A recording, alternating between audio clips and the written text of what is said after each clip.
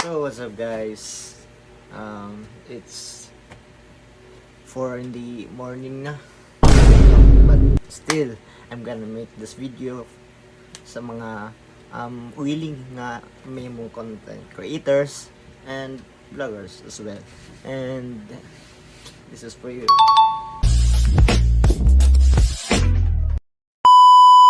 So what's up guys? Episode 2. So in episode 1, I've already discussed how pag-monetize ang imong account.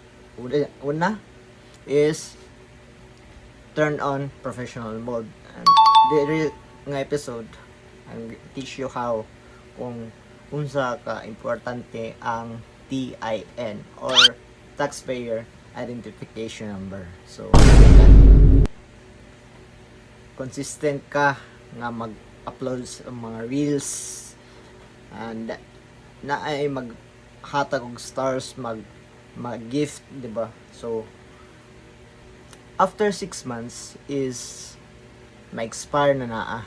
So sayang kayo ang mga stars nga gihatag or let's say appreciation kay pero noon there is a Meta is dagan nag-update like as of October 4, 2024 is naay bago nga tool which is ang 3-in-1 tool which is the content monetization includes bonuses, in-stream ads and ads on reels. So mugid na.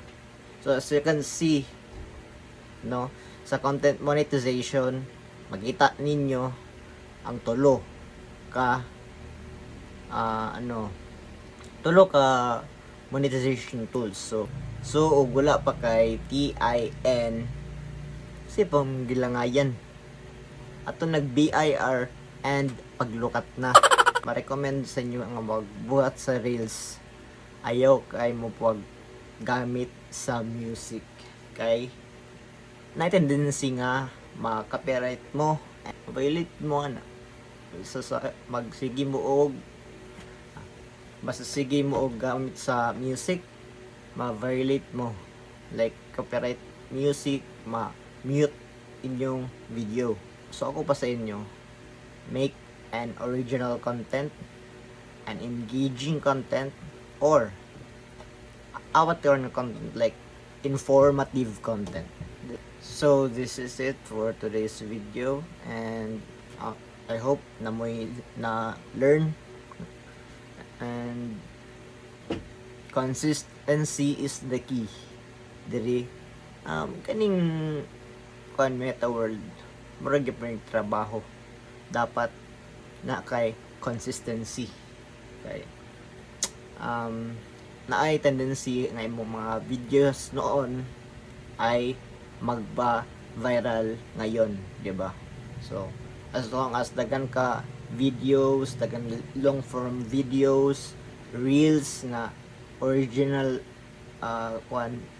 content which is imuha gyud dili kinawat nga mga video and na tendency nga ma-boom ba invite kani content monetization or ads and reels. So mukha lang patience, hintay lang dyan. For more informative videos and more engaging videos, you can follow my page yan sa screen and also my YouTube account Joyboy Wonder. Hanggang sa muli, paalam.